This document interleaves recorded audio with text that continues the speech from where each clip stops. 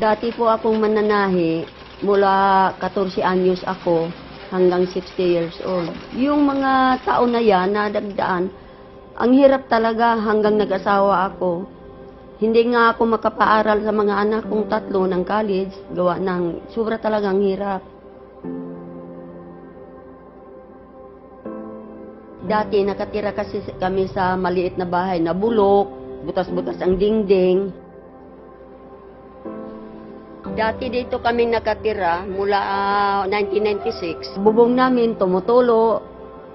Ayun, repair naman kami hanggang lang doon, tapos bumagsak naman. 2009, magisnan ko yung anak ko na si John.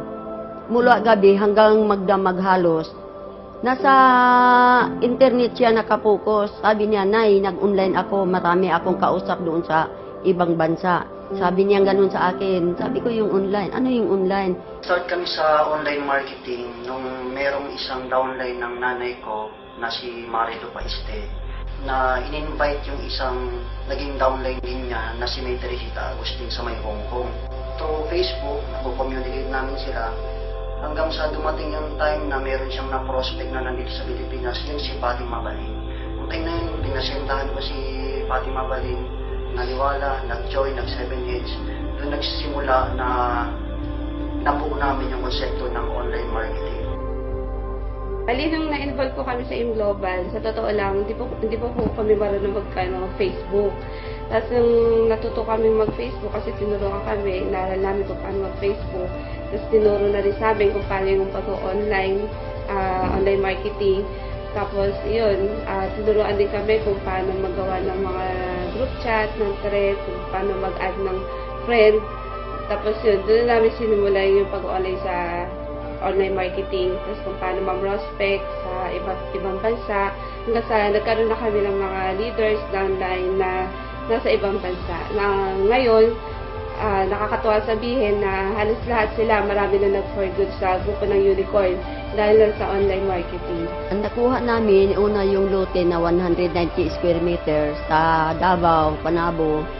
Pagkatapos nun, pinatayuan ng bahay si John Amel sa Antipolo. 2014, nakapatayo ako ng bahay na ito.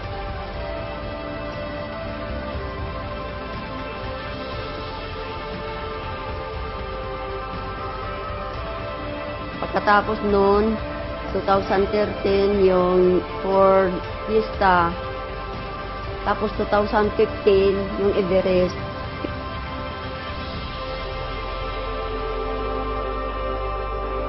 Pero may BCO pa doon sa Antipolo, 2014 nag-umpisa hanggang ngayon.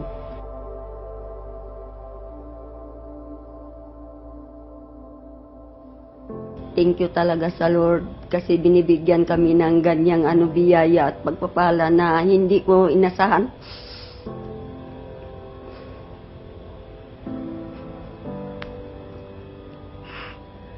Sa mga members at non-members, ang may payo ko sa inyo, huwag na ninyong pagdudahan kasi ako nga nagawa, kayo pa kaya.